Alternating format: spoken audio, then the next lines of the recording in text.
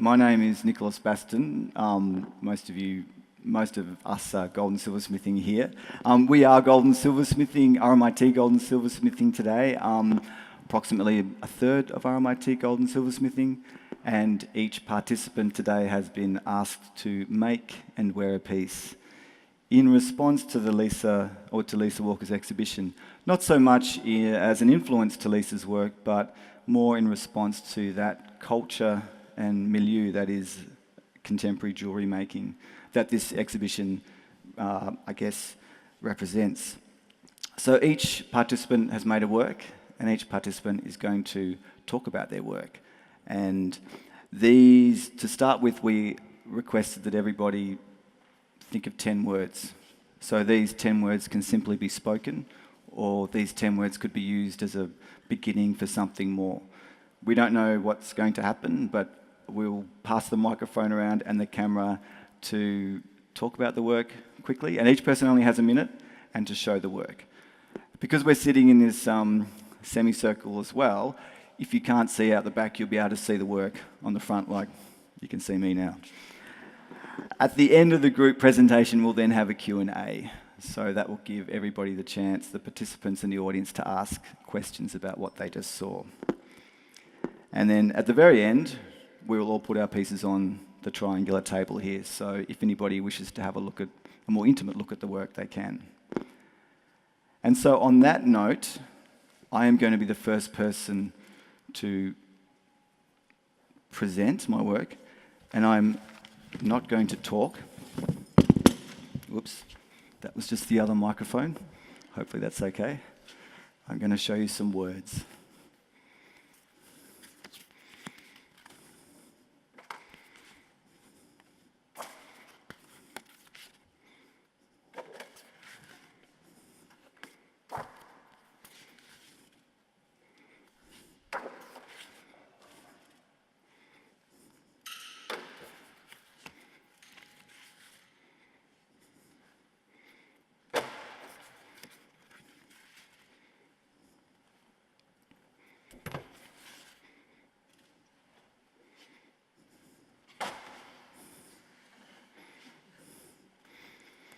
Okay, and as an add-on, all that paper is going to be recycled in my work too, so don't worry. I love this box board and use it all the time. So I'll now pass the microphone on to the next person. All right, I'm just going to say my 10 words, so I might just stand because it's a big piece. Leather, embroidery, safety, fashion, durable, protection, natural materials. Practical and time-consuming, and yeah, my apron is a jeweller's jewellery that we wear every day. So, thank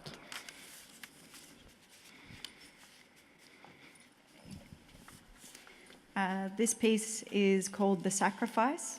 The making of it was a shamanic ritual about the transference of power. So my piece are these earrings. I made them at the start as a discussion about the dichotomy between humans and nature, but I think that sort of, no pun intended, grew into more of a discussion about human self-care, because they're real. If you're looking after yourself, if you're walking in the sun, if you're keeping yourself, healthy, the plants in turn will be healthy as well. So yeah.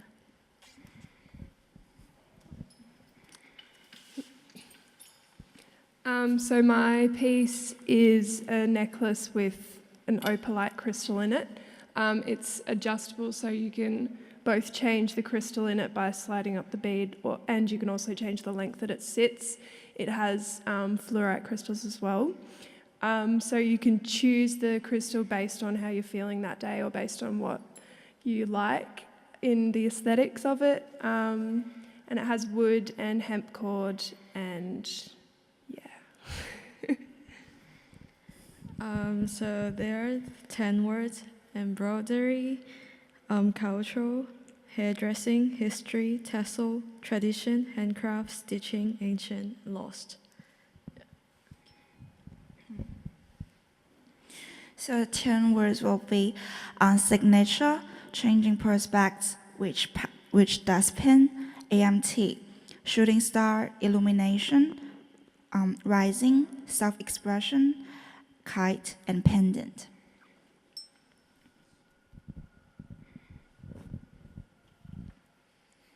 This piece is titled 33-4, and my words are grief, lament, broken, anxiety, heavy, growth, power, dreams, noise, life, and death. And it can be worn either way.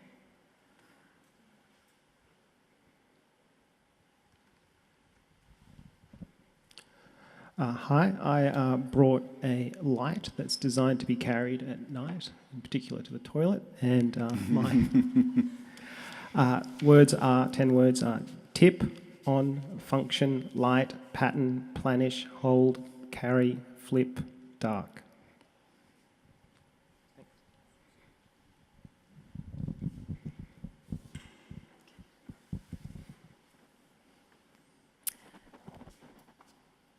Hi, I've made a work about ice because I'm very interested in ice and it's the central concept. My 10 words are ice dust, ice lenses, ice layers, ice fields, ice fringes, ice divides, ice terrains, ice core, and each is ice to start with, so it's actually 20 words, so sorry about that.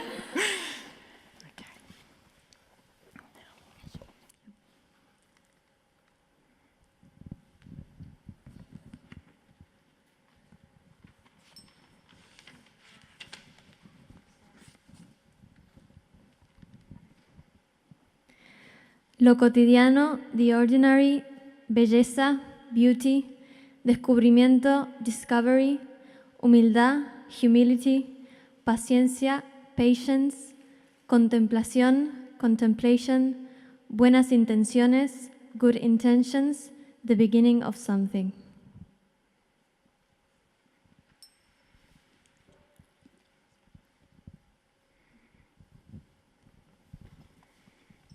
I have a quote. How is it possible to obtain this polish by means of friction with a creature so soft and flabby? And doesn't the finger that dreams as it strokes the intimate mother of pearl surface surpass our human, all too human dreams?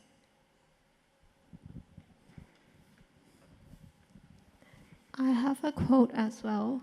Our own body is in the world as the heart is in the organism. It keeps the visual alone, it breathes life into it and sustains and it inwardly, and it forms a system.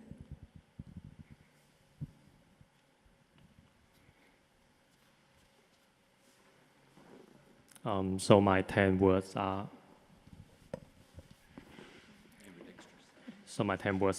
landscapes, Chinese painting, fictional realms, manifestations, free-forming, free-handed, rocks, stones, temporal, and flow.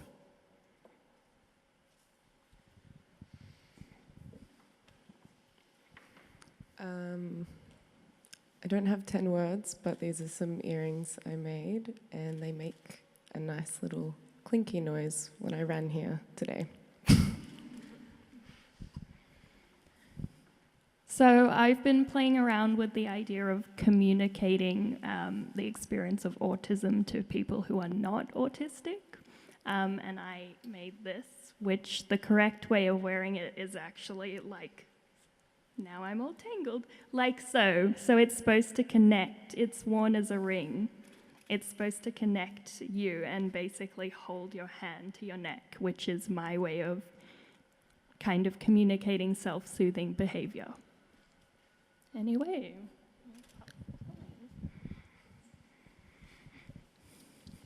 So I don't know if you can see it, right? So I made a brooch, which I'm not sure if you can see, but it's the idea was to really contrast the permanence, which is the resin structure on the inside, with the fragile impermanence of the flowers on the outside. And I was also interested really in the use of colour and included some gold into the centre as well as like alcohol inks, and I thought it was really interesting how they interacted with one another.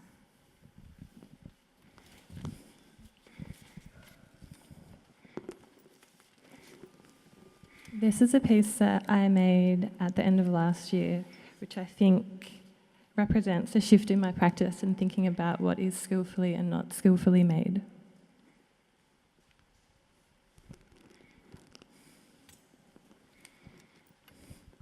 So I made a piece that kind of redistributes weight and illustrates a sense of gravity, because I've been thinking about planets and our relationship with them.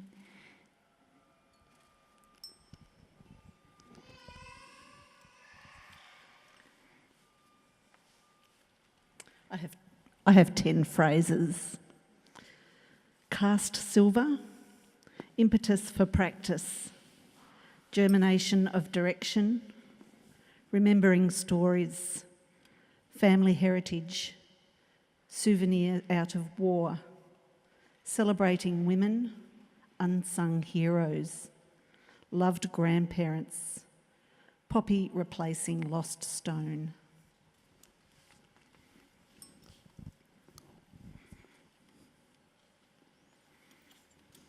This work was inspired by a conversation with a fellow student, and the words are light, dark, balance, moving, symbiosis, changing, domination, diffusion, wood, and texture.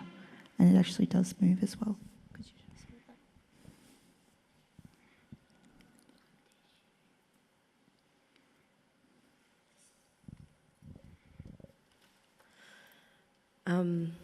My work was put together in a contemporary Indigenous perspective.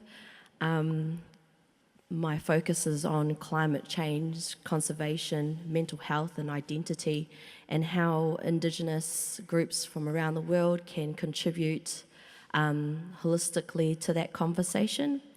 The materials I've used is I've cut and shaped pounamu, which is greenstone.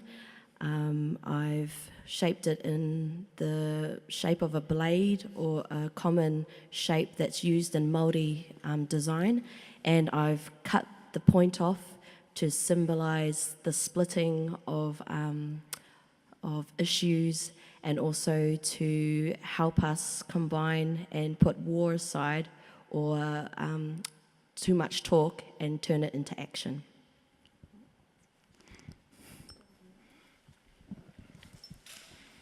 I don't have 10 words, which is very unusual for me. The reason for making jewellery and is, for me, always about who it's for. And I was very lucky, I was very lucky in my very formative years that I did a workshop with Otto Kunzli, Significant Piece for a Significant Person, which really framed for me what jewellery really is. Contradictory would be a word, because I don't wear jewellery, but it's very important that jewellery is worn. But it's also very important that jewellery exists beyond the wearer as well. Play is really important, so jewellery is, for me, around the notion of touch. So whether it's touching in making, touching in wearing, touching just to pass the time of day, really important parts of jewellery. Function, use, are very important, and that old adage, form follows function, I think exists for me. So this piece actually unravels to reveal what it is, and it's a neck piece, so you can unravel it, put it on, of course, but I don't wear jewellery, so I won't put it on. And also you can adjust. You have to, Mark. You can adjust the length of it, so depending on what you wear, just the once. Put on. No, I can't. Oh, once, okay. Once one. And for me, jewellery is about the body, and I really, I'm hooked on making rings because I love the idea of jewellery connecting directly with the body. Brooches aren't a big thing for me, so as students, don't make brooches. Okay, that's a joke. and also with this piece, it's also about travel. So the notion that you can repack it up, you can put it in your pocket, it can be with you at all times, whether you're wearing it or not.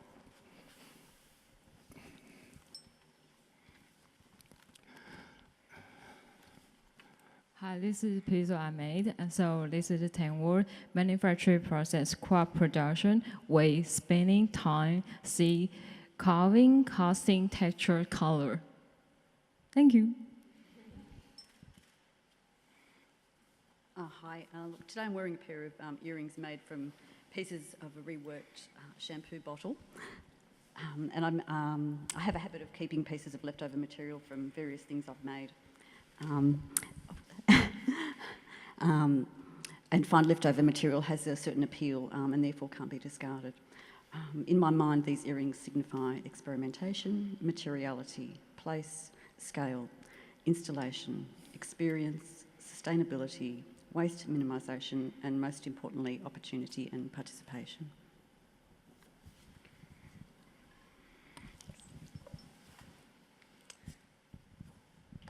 I have a necklace that I made, and it's a pendant that I carved and set, and it's quite a slow process, so your mind can wander. Sunset, dusty ground, shoes off. Take a dip, toes first, lagoon ripples. Cold water, goosebumps, silence. Wide skies, distance, peaceful. Leaping, plunging, deeper. Head first, submerged, searching. Resistance, pressure, sinking. Tranquil, slowing, eyes open. Dazed, treasures, space. Dreamscapes, unknown, mysterious matter. Colours merging, vibrant blues, contrast. Uncovering, exploring, unknown. Touching base, tangible, revealing. Push back up, unravel, remembering. Illusion, delusion, trick of the eye. Float up, mind clears, forgetting. Surfacing, timeless, sunrise.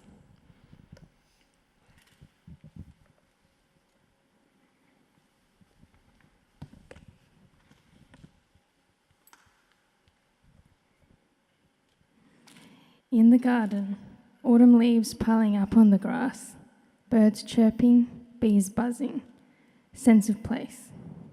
Stormy nights, fallen branches, crunching leaves turning, a memento of nature, a memory and feeling, sense of home.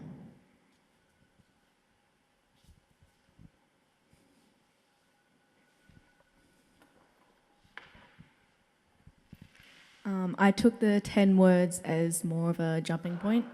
So some of them were ephemeral and functional. The work references feminism and craft histories and the female communities, particularly because I needed a bit of help to put them on as well, because I'm not sure if you can see, but it is pierced straight through my ear, and also references the potential for another piercing through the same string and through the same needle for more holes up the ear and connection. And it's playful, which is something I really think is important in my work particularly, and also fragile is something that I thought of on the way here due to the wind, and it's painful because it stabs me in the back of the ear.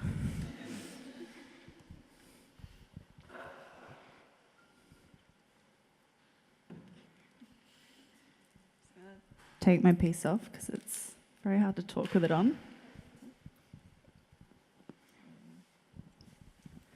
My words were identity, disguise, criminal, rebel, expression, impression, wearable, impractical, suffocate and protect. Yeah.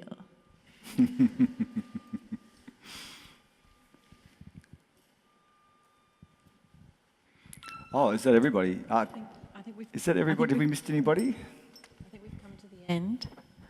Oh, it says Claire McCardle, Claire. possibly still. Oh, sorry, Claire. I didn't. No. Claire, do you want Whoops. I made this. It's halfway between Zoe Brand and me.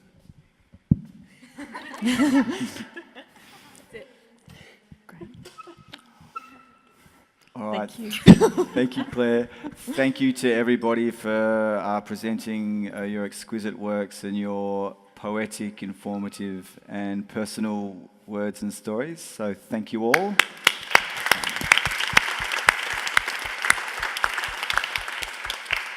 Now, does anybody have any questions, either the participants or anybody in the audience?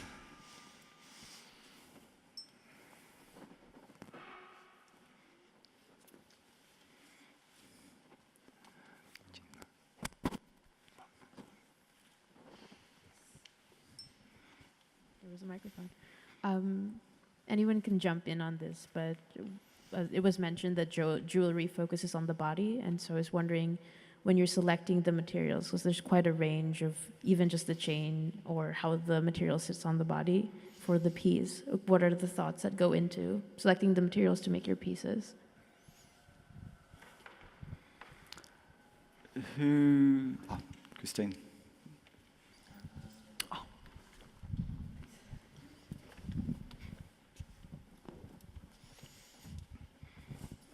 Because I feel that jewellery is a very tactile experience, I tend to like to work with the materials that give me the most pleasure.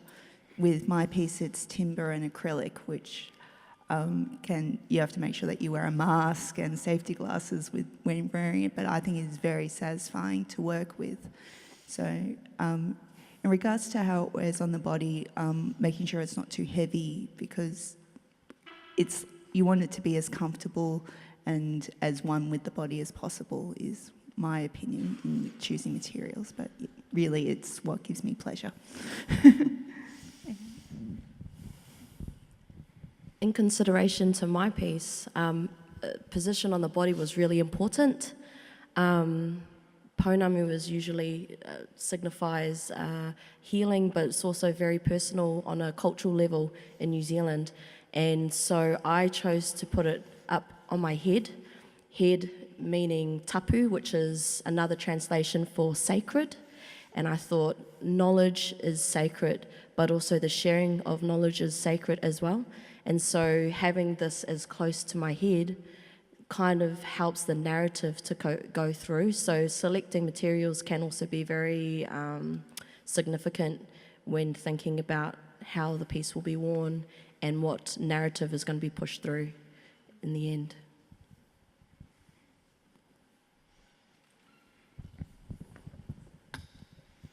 A big thing for my work, because I do collect a lot of things, so I have drawers and drawers of stuff that I just find very interesting to look at, or I like the colours. So a usually starting off point would be rummaging through my drawers and seeing what I already own. And I like to combine a lot of very traditional women's crafts, so beading, embroidery, lace work. So the combination of the two, I really enjoy producing work from that.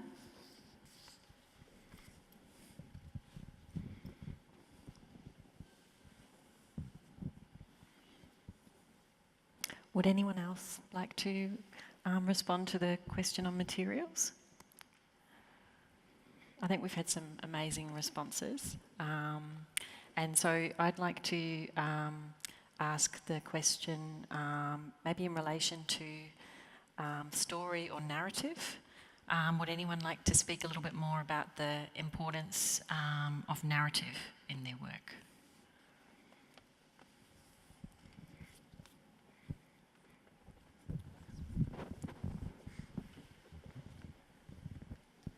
Okay, this piece and pretty much most of my pieces, they're all about ancient Greek elements from ancient narratives from Greek past, but I've sort of utilised these female lamentations, because they were only about from females, into these sort of experiences that I've had throughout my life. And the piece then becomes a sort of reconfiguration of history, culture, identity, and my own narrative inside it, but it's done in a way that it's not obvious, it's not decipherable, you can't read the text. Then other things that feed into that narrative or pictures that I see, they will come up. So if there's a relation between what that Lamentations talking about, and something else that comes in, I'll find a way to put those connections together. And in the end, it's a piece that's got all these different things, but it connects to the one narrative. Yep. So that's sort of a way, a process of how I do it. I'm not sure if it, explains the, why it's important, but for me, it's sort of a way of holding that narrative there, but without actually telling what it is. So it's open to the viewer.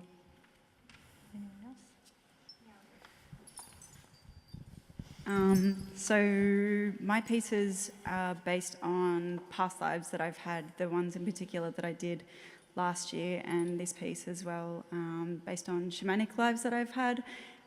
So the actual making of the bones, which are powder-coated copper, the making of the bones and actually the threading of it is really meditative, and it brings me back into the place where I've been lifetimes and lifetimes ago.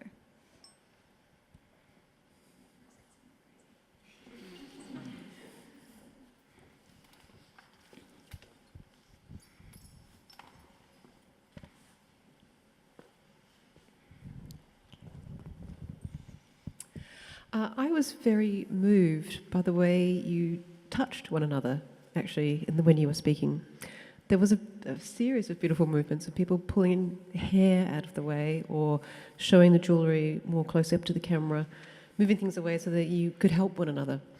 And I thought that was very interesting, particularly around jewellery and jewellery making and the jewellers who do that. And I'm interested, as a cohort that seems to have a nice connection with one another, perhaps to reflect on your education. And I'm interested to know what some of the important things are that you've taken away so far from your jewellery education, what those lessons are that you might pass on to others, and maybe open the question to your teachers as well.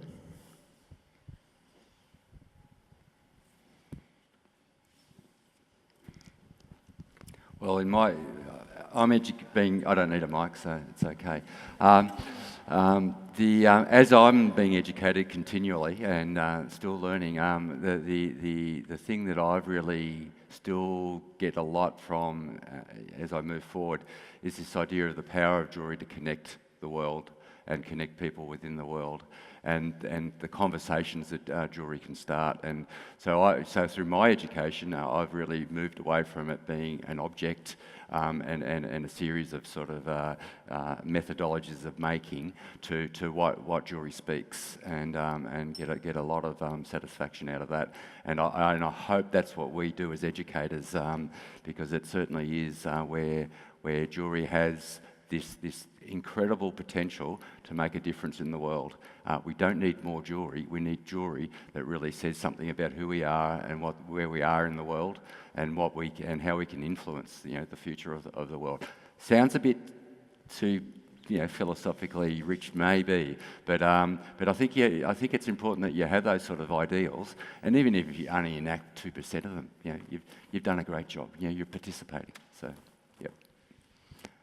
So can someone teach me more of this, please? Yeah. I think it's something that, being through RMIT, something that's taught isn't necessarily like the techniques that we learn, but also how to collaborate with each other and teach each other and learn from each other, and how we respond to one another's work and how we can push each other to be better, and how we can critique each other without getting personal about it, because it's even after we leave RMIT, we still have a community of people, a community of practice, and we'll have a studio, and then we can take those learnt techniques and bring that to other people and know how to communicate with other jewellers and create a network and a community with one another.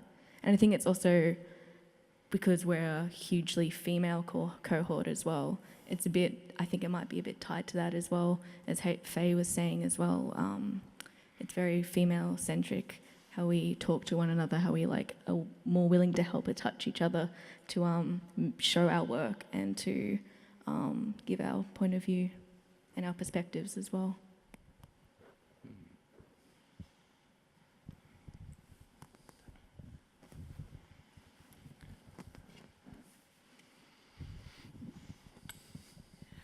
I am being greatly educated, but at the same time, jewelry in a sort of way educates me because, for example, it makes me try to be more patient when I'm soldering. And also, for example, it makes me feel, I don't know, like urges me to be calm because things won't happen if I'm not calm. If I get angry at the piece and I fire it too much, it sort of like fires it back at me again because it ruins and I have to start again. So I'm learning also about patience, about things that take time, about when someone makes a lot of effort, things happen. And if not, you still have another chance. So I am being educated, and at the same time, jewelry educates me in that way.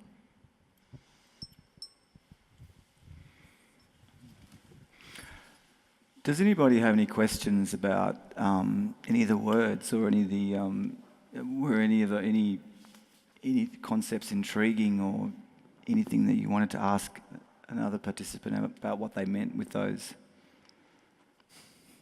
Or it's all good. Oh, sorry. Hi. Thanks, everyone. That was really good.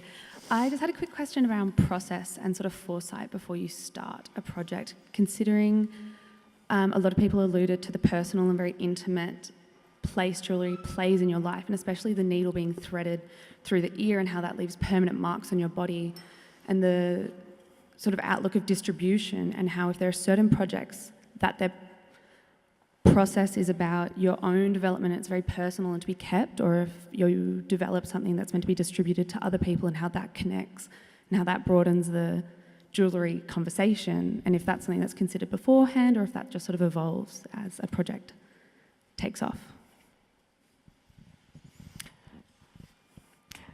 Would I be able to say something on that? I was, in wearing my piece today, I was thinking about how the pieces I end up with and the pieces that I wear are always a prototype. So they're often the works that don't go out into the world. And so what I thought is interesting around that is the fact that we do often make pieces for the first time. And sometimes as students, maybe on behalf of some of the students here, you make something for the first time, but it's not necessarily going to go out in the world. But then you come back to it again and you remake it, or you make it again, and that's when it goes out in the world. So sometimes the pieces that we talk about, they might have been made for ourselves and for others, but they might not go out in the world directly, because it takes time to then refine it for others to wear in some way. I find that as well. I often end up wearing the prototype pieces or the pieces that didn't quite go right. But also the process of making has all these pieces that get made as well. So testing out a spring or testing out a mechanism, trying different things. And so I end up with these boxes and boxes of small samples and half-made pieces that I just really can't, they're not wearable, but I also just can't throw them away. And so every exhibition, every body of work has a small box with all the bits and pieces in there. And I wonder what other people do with their tests and with the process work that leads to the pieces.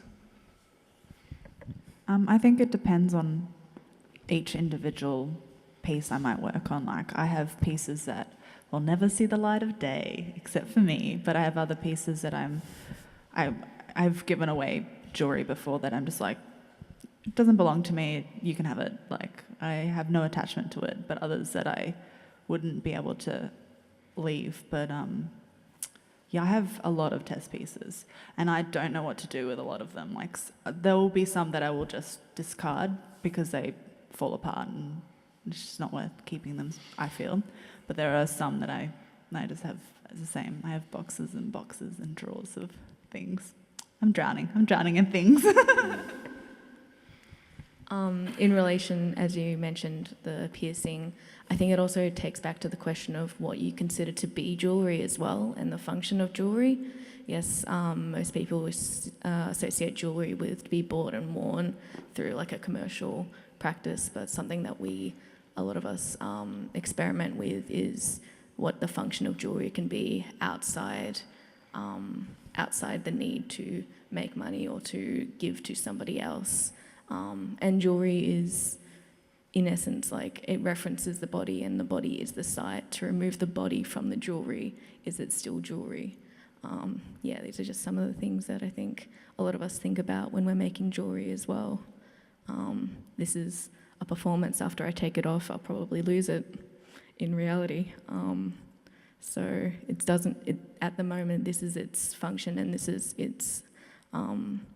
what it's made to be at this moment. You are witnessing the performance, and after I take it off, it's done. So yeah.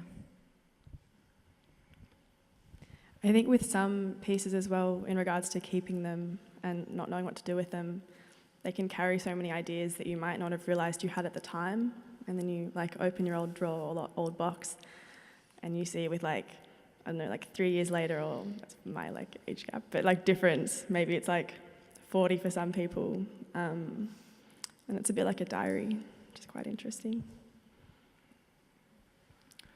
A couple of years ago, I went back to my earlier student work, and so we're talking quite a few years now, undergraduate work, and I cannibalised my old work. So I went through and I decided I'd always kept everything, and then I thought no, and I started pulling things apart and pulling out the precious metal, and it was kind of at first quite shocking for me, but then I thought, actually, no, this is great. This is the silver I've got now, and it's good to look back at things and think there are many things that I kept, but I could discern, I felt, at this point in life, because you get this sense of accumulating things, or things just building up that can be a bit overwhelming in terms of possessions.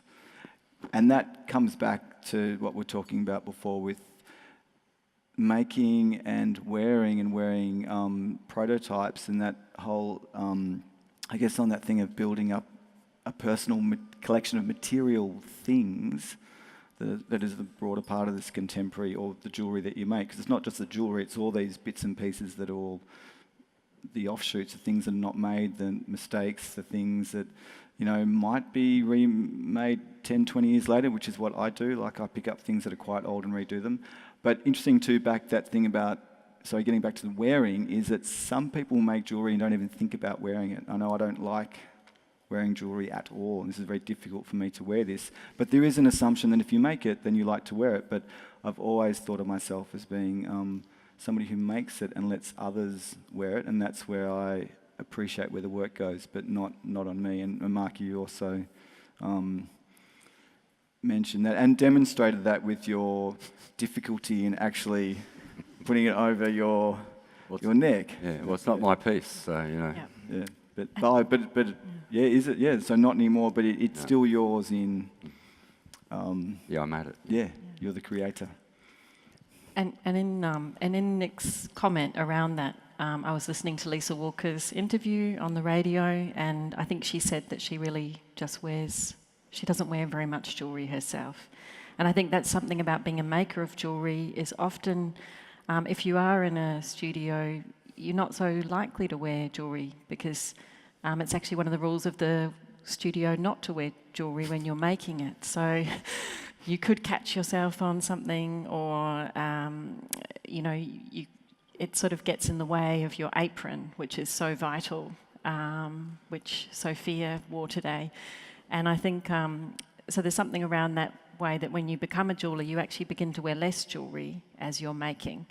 And so you're still interested in wearing, but you're interested in how other people wear jewellery too.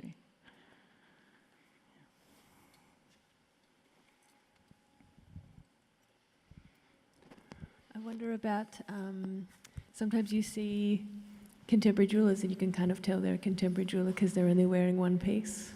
How do people feel about the amount of jewellery that you end up wearing?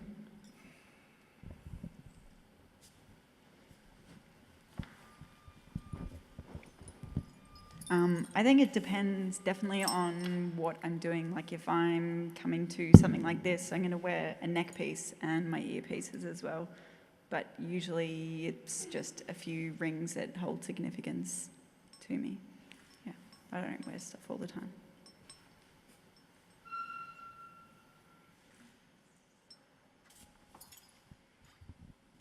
I actually wear a lot of jewellery, but I think that's as an occupational hazard for being a retail assistant in a jewellery store. And so knowing that you have to wear a lot of things and just slowly getting to wear my own pieces, but like mostly I have a lot of rings and they're still not my own.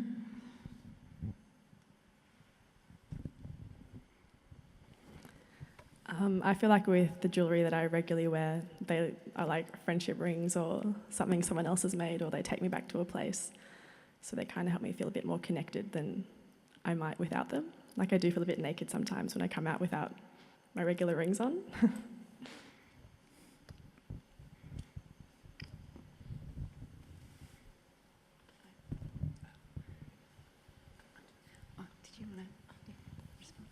I think also you could expand on the idea of jewelry as a celebration and as a special. People put it in their jewelry boxes and I'll wear it for a special occasion. So like in special occasions, everybody wears their jewels. But I think, yeah, like Courtney was saying, with the everyday jewelry means something to you and you feel naked without it.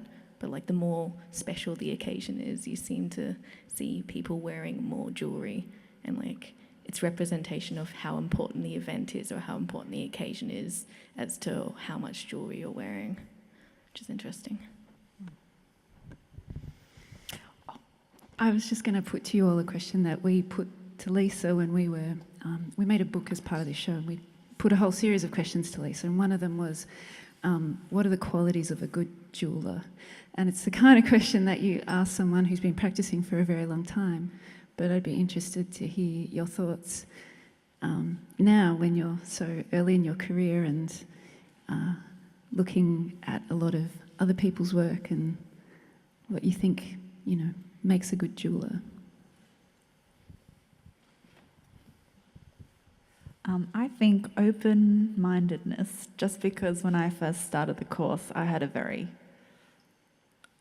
concrete image of what jewellery was, and I don't think it wasn't until I was in third year and I was like, I could make anything, that I felt like I was making things that I really liked and I was proud of and was willing to like share and, you know, show people. I think this is a time to stay uncomfortable. This whole process for me personally has been very uncomfortable. Being in this room is really uncomfortable. But I think this is the time for us to be uncomfortable and to try things that we wouldn't normally look at or perhaps see as being jewellery or just processes. I think we just need to be open-minded and stay uncomfortable so that we can learn as much as we can in order to be better equipped to push boundaries and to explore narrative.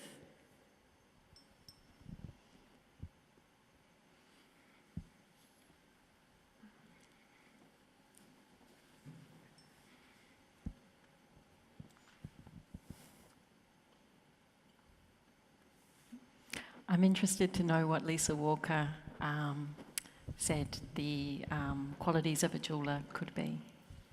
Yep, I can. Do you remember? I've got it here. She said, resilience, love, hate, courage, stability, instability, being multi-skilled, patience, endurance, persistence, obsessiveness, fearlessness, happiness, depressiveness. Well, it's life. Yeah. Jewellery is life, yeah. And it's a long journey, I think.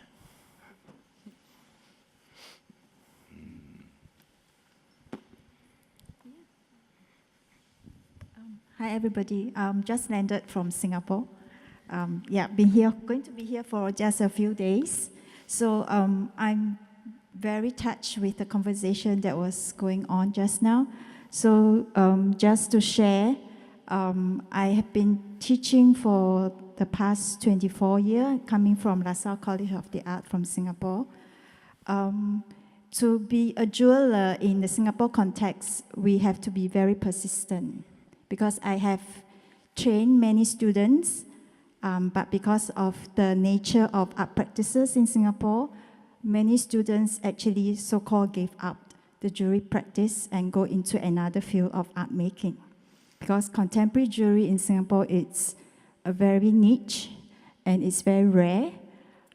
They are still trying to define what is the term of jewelry, because when you talk about jewelry, most of the laymen will associate with diamond and gold. You know, they will not be able to, most of the people will not be able to appreciate non-precious material that are actually associated with jewelry. Because when we make jewelry, like you guys have mentioned, it's about sharing maybe your story, your narrative. You're actually capturing certain precious thoughts, or maybe your expressions, or maybe it's the process that's more important.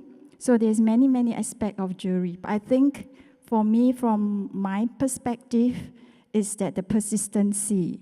How many of us are able to continue that journey that we started with till maybe 20, 30 years down the road?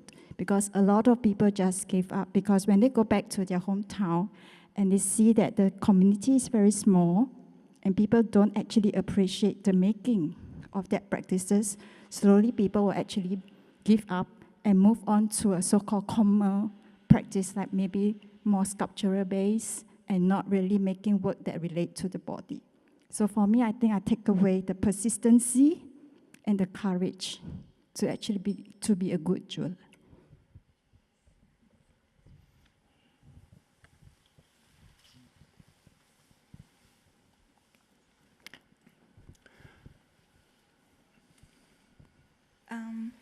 I'm actually coming from China, and for the last year, I was actually doing painting, drawing stuff without making jewelries.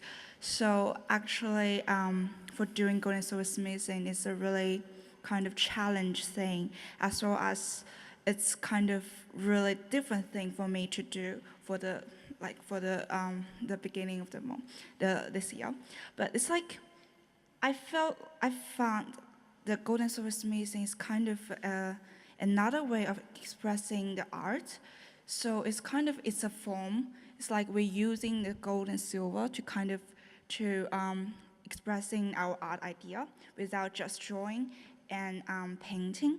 So it's kind of different, but as a way you kind of relating to your art idea in somehow philosophical way, and by using the gold and silver or other different materials to combine them to be like a real object. It's kind of a different process, and as well as like without you just thinking, but you making your art idea into something real. So it's kind of like a connection. And I also feel like gold and silversmithing is kind of like a really good way of presenting like the art idea, because everybody wears it. It's like if you are drawing a painting or just painting a picture, you can people somehow hardly understand, or they hardly go to the gallery to see the pictures. But if you're wearing it like a jewelry, just everybody does that, and everybody have their different aesthetic qualities. So you can learn from that and somehow to kind of understand everybody's different, but as well as kind of to realizing yourself is different. So, yeah. Thanks. Thank you. And I think that's a lovely, eloquent way to perhaps end the discussion today with those very succinct words. So thank you. And I would like to thank everybody for participating. And I would just quickly like to list everybody, because I think it's really important to thank you all for your generous time in making the work and bringing the work, wearing the work, and talking about it and sharing your stories. So thank you. And please, if I leave anybody out, please tell me, but hopefully I've got everybody. Thank you, Sophia Coote, Annika Costa, Audrey Tan, Jade Armstrong, Yoko Zhu, Ming Ting, Manfong Bertha Ko, Lovey Smith, Nao Hirata, Faye Butler, Ingrid Singh, Yara Uelshi, Jennifer Bolsh, Madeline Wright, Christine Murray, Courtney Hogan, Claire Vaganians, Grace Pavey, Ruby Gardner-Russell, Catherine Hubble, Sandy Chu, Siteng Wei, Alyssa Thoraquin. Gracias. So just going to go with my other side of the list. Lindy McSwan, Claire McArdle, Kirsten Hayden, Mark Ed Goose, Samuel Mertens, Nicole Palentis, and I think, was that everybody? And of course, Grace Pavey. Oh, great. All right. Okay, Grace Pavey again also, because you've been working here as well, so you get an extra thank you too. So, and of course, thank you to Kate, Nala, Eric, and the Design Hub team for a lovely afternoon and fantastic exhibition and series of workshop seminars. So thank you all.